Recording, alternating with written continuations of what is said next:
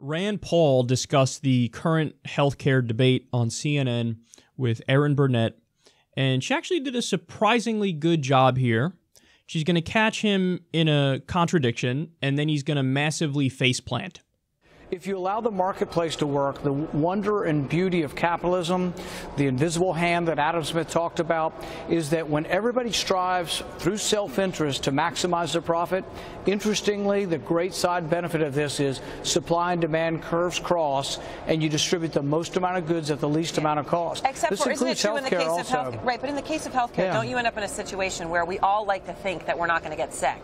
So I'm going to buy the cheapest plan I can for my current situation, and then, God forbid, I get sick. I'm not going to bought the right plan for it. I mean, in a free market, that's going to happen all over the place. That's part of the problem here. Well, what we should do is, rather than dictate to people what kind of insurance they can get, we should try to give them options. So, for example, the individual market, if you're a plumber and it's you and your wife and you're the two of you and you're the insurance pool, it's a terrible place to be. But it's not part of the free market. It's an artifact of tax policy dating back to World War II that said insurance is going to be tied to employment. If we weren't doing that, and if we said to the people in the individual market, to the plumber, you can join the Chamber of Commerce, you can join the Plumbers Association, you can join the Individuals That Want to Group Together Association and buy your insurance as a group, you could get a way out of that individual conundrum, and you could get group policies. And most of the group policies actually have things like pregnancy. If you work for General Motors, my guess is pregnancy is automatically in your insurance because you're a big group and you have the leverage to demand it from your insurance company. So why not go for the biggest group of all and just have insurance for everybody? Well, socialism's not a good idea, and I know you can ask my friend Senator Sanders, but socialism's an utter failure. It leads to poverty. Look at Venezuela. Venezuela is one of the most rich resource countries in all the world.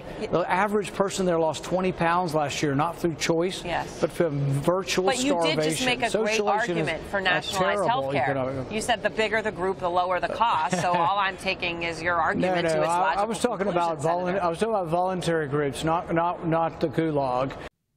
Damn. That was like art, watching that unfold.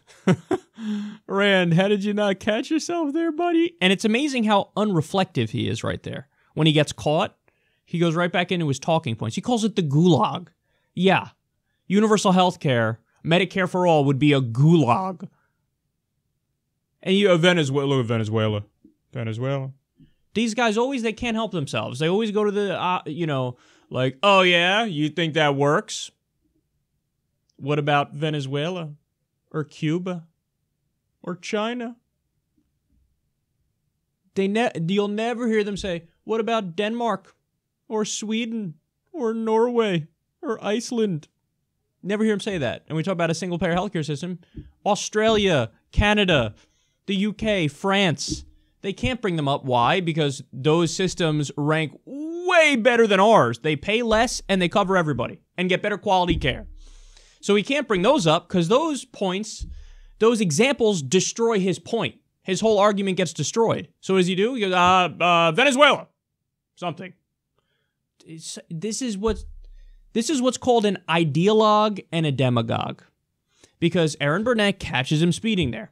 Hey, didn't you just say if they join a group, they're going to get a better deal with health insurance? Because the bigger the group, the better they can negotiate. So why not do the biggest group of all, the entire nation? That's what a single-payer healthcare system is. The government is the single insurer. Why not have that? Why not have a nationalized healthcare system? Yeah, anyway, what I was... socialism... come on, Aaron. Socialism is like wrong and bad. And it's like the Gulag.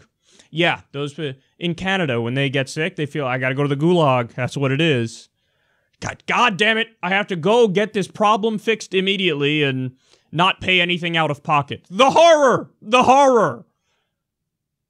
God. This is... Rand Paul here is working backwards from his conclusion. This is dogmatism. That is rigid, narrow-minded thinking and not being open to logic and rationality when your point was just utterly obliterated. You don't get to make the point that, hey, you get to get together as a group and then you negotiate and you get a better price. And then when she says, right, so why not do that with the biggest group of all, the entire country, and have a single-payer healthcare system? Then I go, yeah, no, but Gulag. What? What? Then by your logic, those groups that you said get better deals, those are all mini gulags. That's what that is. Look, man. Sometimes does it make sense in certain areas to have a private marketplace? Of course. Of course. Look at the cars that came out of the Soviet Union versus the U.S. The ones out of the Soviet Union were honestly a joke. They were a joke. The ones that came out of the U.S. significantly better. In some areas, you want to have competition that increases quality and lowers price.